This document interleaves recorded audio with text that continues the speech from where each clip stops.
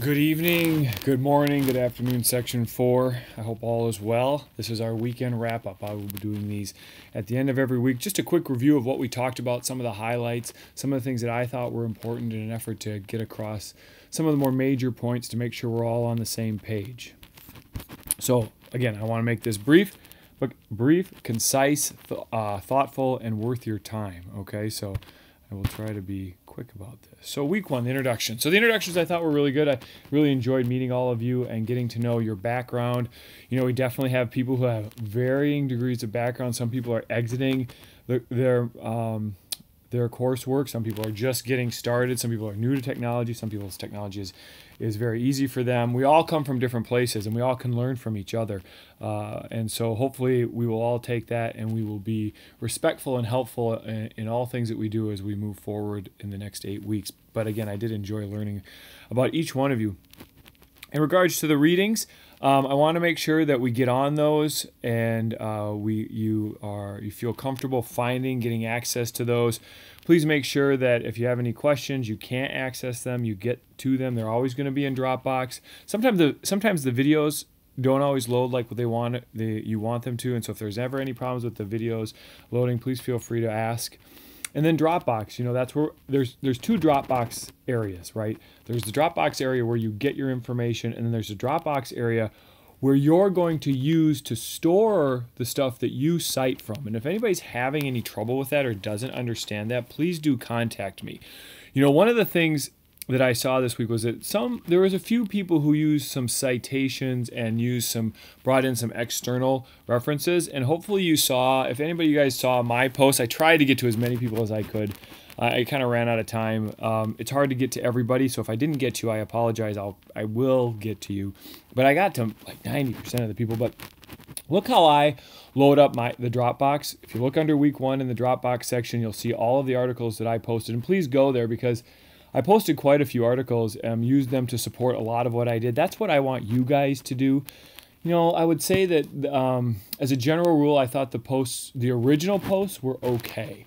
They were most of them, there was a few that were really good, but most of them were like, you know, kind of B work, maybe B plus work, not really blowing my socks off. I feel like everybody gave me their opinion and answered the question, but they didn't do a lot to support that. They didn't look to external sources to bring in information, and this isn't true about everybody, but I'd like to see more of that because that will, if you look at the example for a really strong post, what that would look like. We've got an example for you. Again, that one is cited as a number of citations. I think that's a really good example personally. I don't think it probably needs to be that good to get it in the 90, 95 plus range, but a lot of people were just kind of giving me their opinion. And while I want to hear that, I also like you to go out and kind of bring some other information to the table, okay? And do that by posting it in Dropbox and then linking it to the post like I did, okay? And if you don't know how to do that, please let me know because there's a quick video that I could show you if need be. Okay, in regards to the readings and the videos, communication. Physician, when it's with a physician, the whole point was be direct and be specific, okay? You have to be succinct. Nobody wants to have their time wasted. Nobody wants to hear a long-winded story. They just want the facts, give me the facts and then move on. With patients, I think, I posted a lot of stuff. I am a big believer in empathy, especially for the chronic pain patient, the MVA, the whiplash, the concussion, those people who struggle to get better quickly, chronic low back pain, people who have maybe are people who are in poverty, people who are struggling with housing, people who have external life stressors, maybe in relationships. God knows what. Those people need your ability to sit and listen, right? And I will say that one of the beauties of this whole process is that you get really good at recognizing what in the subjective part of the exam, what is probably going on. And so you don't need a ton of time to go through an incredibly thorough exam sometimes, and you can give them some help fairly quickly. And as a fellow, that's one of the things that I found that was really helpful in the fellowship, and I think in the residency program as well, is that you can listen and let them speak, and don't feel like you're getting short-shifted because you didn't check every special test, right? That you can hear through the subjective part what is important. So, and a lot of the stuff that I posted was on empathy, and I think it's really important. And if you can understand empathy, man, because the 25-year-old kid who's running and with knee pain, man, that's an easy patient to get better. The person who's acute low back pain because they lifted their kid wrong, that's easy. But the single mom who's living in poverty and maybe has suspect shelter and has 3 kids and has back pain and maybe it works as a cleaner, that person, that's the person that you need that we will struggle with if we cannot show compassion and listen. Regional interdependence, that was brought up a lot in the posts. Everybody seems to get a handle on that. That doesn't seem to be foreign, mostly because it sounds like the lumbopelvic course covered that. We're always checking above and below. We leave no stone unturned to make sure that whether it's a neural impact that we're having due to manual therapy or just from a strength stability standpoint, it doesn't matter. We need to make sure that we're, not just focused on the joint. And then the prevalence of lower extremity injuries. Most people, well, not most, a chunk of people commented on it. That it was 2009 data. Sprains and strains accounted for 36% of all lower extremity injuries. Those are money, man. Those are easy things to get better.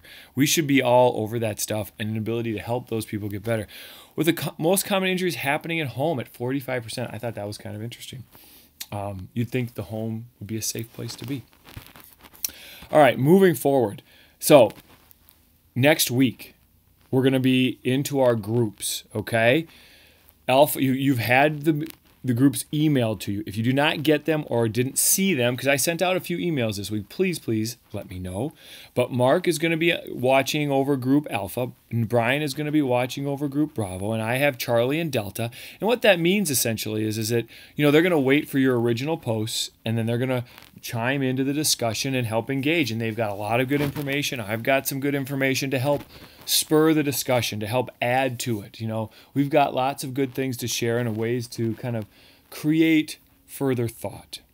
I'd like to do nesting threads, which means for those of you who have never done this before, when you post your original post, the first person to post, the next will have the original post. The next person, if you could please reply to that person and post your original post. And then if you want to reply to their, to the original post, you can certainly do that. But if everybody posts their original posts by replying to the first post, it all stays in one thread. And so we don't have a bunch of different threads and with a bunch of different, it keeps all the conversations in kind of one area. And again, if you don't get it on the second week, I will work hard to make sure you understand. And if you don't understand what I'm saying, please again, email me and I'll show you pictures. Make sure that you close out threads and you're posting on time. Don't wait till Saturday at 11:30, please, to post, because everybody's going to be moving on and it's hard to create discussion. And for your 2 comments that you would do to other original posts, you're not going to get any responses, right? People have moved on. So, your goal should be to try to get your comments done by Friday so that you can engage in conversation both Friday evening and Saturday at the latest, man. And the sooner you get your comments up, the better engaging we can be with one another. And I would ask that we keep the conversation to nice post or great post. We keep those down, that when we respond, that we ask questions, we use examples. Again, we bring in alternative sources, we make people think differently, so that they are thoughtful responses. Okay.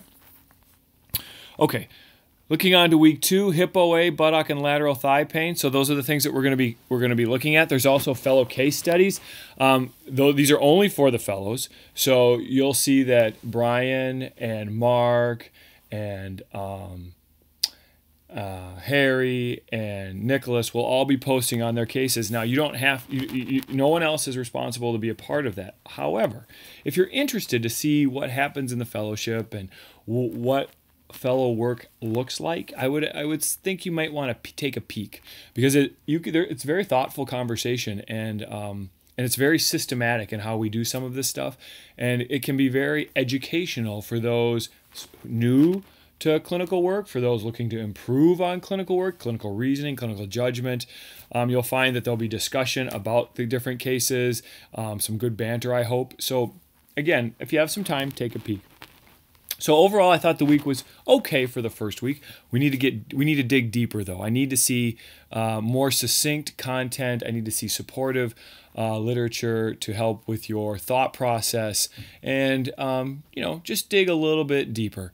But what I really did like, though, was I did like how much interaction there was. I mean, there was quite a bit of interaction. Some of it was less depth, less, how should I say that? Less deep than others, because it was somewhat superficial responses. But the activity toward the end was pretty good, and so I look, it's the first week. I bet week 2 is going to be better. I've given you some ground rules and tried to push you a little bit, and hopefully you'll be able to respond appropriately. And again, if any of this that I've said is you feel confused or not understanding, please, shoot me an email. I talked to a student this week on the phone. I can do that with you if you feel like that would be more helpful. Sometimes email is hard to type out and so forth. So feel free to call me as well. Hope you all have a great weekend, and we'll look to see I look forward to hearing your thoughts on Hip OA, because it's good stuff, and I look forward to hearing what you guys got to say. See you then.